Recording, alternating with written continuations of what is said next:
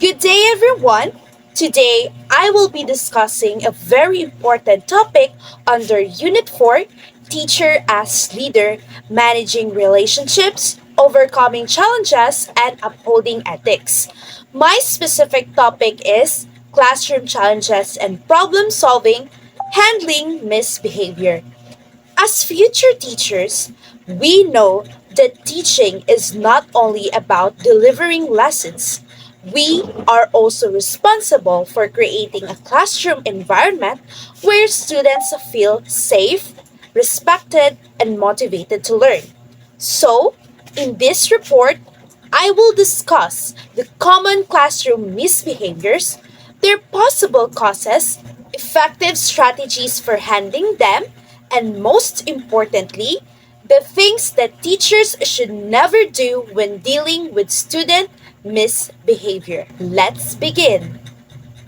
Classroom management is one of the most important responsibilities of a teacher. Even if a teacher has a very well prepared lesson plan, learning may still be affected if the classroom is constantly disrupted by inappropriate behavior. For example, imagine that a teacher is explaining an important concept but several students are talking, using their phones, or refusing to follow instructions. The teacher may have prepared an excellent lesson, but if the classroom is not properly managed, students may have difficulty focusing and learning. This is why effective teachers do not teach academic content. They also create a classroom environment where learners feel safe, respected, and motivated to participate. One of the most common classroom challenges is student misbehavior. Some common classroom misbehaviors include: first, talking while the teacher is discussing; second, using mobile phones during class; third, refusing to follow instructions; fourth, sleeping during lessons; fifth, bullying or teasing classmates; sixth, frequent tardiness; and lastly, using disrespectful language or actions. These behavior may seem small at first, but when they happen repeatedly, they can reduce instructional time, distract other learners, and negatively affect the classroom environment. However, an important question that teachers should ask is, why is the student behaving this way? Instead of immediately assuming that a student is simply being bad or disobedient, teachers should try to understand what may be causing the behavior. And this brings us to our next part. Student misbehavior can have different causes. The first is lack of interest or boredom. When students find lesson uninteresting, meaningless, or too easy or difficult for them, they may lose focus and look for other ways to entertain themselves. The second is the desire for attention. Some students may misbehave because they want attention from their teacher or their classmates. The third is family or emotional problems. Difficult experiences at home, stress, family conflict, or emotional challenge may affect how a student behaves in school. The fourth is peer influence. Students may participate in appropriate behavior because they want to fit in with their friends or gain acceptance. The fifth is learning difficulties. A student who struggles with academic tasks or language may become frustrated. Instead of asking for help, the student may avoid the tasks or become disruptive. And lastly, unclear classroom expectations. If rules and routines are not clearly explained or consistently implemented, students may become confused about what behaviors are acceptable. Therefore, understanding the cause of misbehavior is important. The goal is not simply to punish the student. The goal is to understand the behavior and respond in a way that supports positive change. So, if students misbehave for different reasons, what can teachers usually do? Here are 5 practical strategies for handling misbehavior. The first strategy is to establish clear classroom rules. Teachers should create rules that are simple, realistic, and easy for students to understand. For example, a teacher may establish rules such as raise your hand before speaking, respect others, and submit your work on time. But creating rules is not enough. Teachers should also explain the rules, review them regularly, and apply them consistently to everyone. Clear rules tell students what is expected of them. But rules become more effective when students also have a positive relationship with their teacher. The second strategy is to build positive teacher-student relationship. Students are more likely to behave appropriately when they feel respected, supported, and understood. A simple example is greeting students at the door, learning their names, asking how they are doing, and giving encouragement. If a student misbehaves, the teacher can also talk to that student privately instead of embarrassing them in front of their classmates. This shows students that the teacher is correcting their behavior, not attacking them as a person. Aside from correcting inappropriate behavior, teachers should also recognize when students are doing something right. The third strategy is positive reinforcement. Instead of focusing only on negative behavior, teachers should recognize and encourage appropriate behavior. For example, a teacher might say, "Great job, Maria, for following directions right away."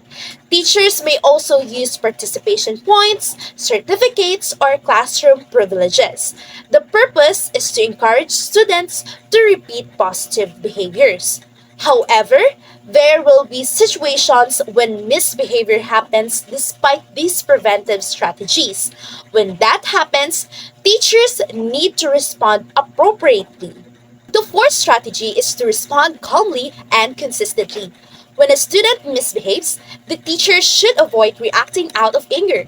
Instead, the teacher should calmly address the behavior and apply the appropriate consequence fairly. For example, if a student repeatedly talks while another student is speaking, the teacher may first remind the student about the classroom rule. The important thing here is consistency. Rules should not apply only to certain students, they should apply fairly to everyone. Finally, one of the best ways to prevent misbehavior is to make sure that students are actively involved in learning. The fifth strategy is to keep students engaged. When students are actively participating, there are fewer opportunities for boredom and disruptive behavior. Teachers can use interactive strategies such as think, ping, share, educational games, group discussions, technology based activities, and small group problem solving tasks. For example, instead of talking for the entire class period, a teacher can ask students to discuss a question with a partner or work together to solve a problem. Now, we come to one of the most important part of this discussion. What should teachers not do when handling misbehavior? As teachers, we have authority in the classroom, but that authority comes with responsibility. We must protect the learner's rights, dignity, and well-being. According to DepEd, it promotes positive discipline and prohibits physical, psychological, and degrading forms of punishment under DepEd Order Number 40 Series of 2012 or the Child Protection Policy. First, do not use corporal punishment. Teachers should never hit, slap, pinch, pull a student's hair or ears, force students to kneel on hard objects, throw objects at them, or use excessive physical exercises as punishment. Actions can cause physical and emotional harm and can damage the relationship between teachers and learners. Second, do not humiliate or shame students. Teachers should not insult students, mock their mistakes, shout at them, compare them negatively with other students, or publicly embarrass them. Discipline should correct the behavior while still protecting the student's dignity. Third, do not ignore bullying. If a teacher witnesses or receives a report about bullying, it should not simply be ignored. Under Republic Act number 10627 or the Anti-Bullying Act of 2013, schools are required to implement measures to prevent and address bullying. DepEd Order number 55 series of 2013 provides guidelines for implementing this law. Fourth, do not discriminate against students. Teachers should treat learners fairly regardless of gender, religion, ethnicity, disability, socioeconomic background, or academic ability. Every learner deserves equal respect and opportunity to participate in the classroom. Fifth, do not deprive students of their basic needs as punishment. Teachers should never prevent students from eating, deny them drinking water, refuse reasonable restroom breaks, or withhold medical assistance as a form of discipline. Discipline should never put a student's health and physical well being at risk. So, after discussing both what teachers should do and what they should avoid, we can see that effective classroom management is not simply about controlling students. It is about guiding them towards responsible and respectful behavior. To conclude, handling classroom misbehavior is not simply about discipline or punishment. It is about helping our students develop responsibility, self control, and respect for others. As future teachers, we can manage misbehavior by first, establishing clear expectations, building positive teacher student relationship, using positive reinforcement, responding calmly and consistently, keeping students engaged in meaningful learning activities. At the same time, we must remember that teachers should never use physical punishment, humiliation, discrimination, or other practices that violates students' rights. Ultimately, a good teacher does not ask only, how can I stop this behavior? Instead, a good teacher also asks, why is this behavior happening and how can I help this student improve? Because effective classroom management is not about creating fear. It is about creating a classroom where students feel safe, respected, supported, and ready to learn. And that is what responsible teacher leadership look like. Thank you for listening, and I hope this discussion helped us understand that handling misbehavior requires not only authority but also patience, understanding, consistency, and respect. Once again, I am Janelle T. Ehe, and this has been my report on classroom challenges and problem solving, specifically talking about handling misbehavior.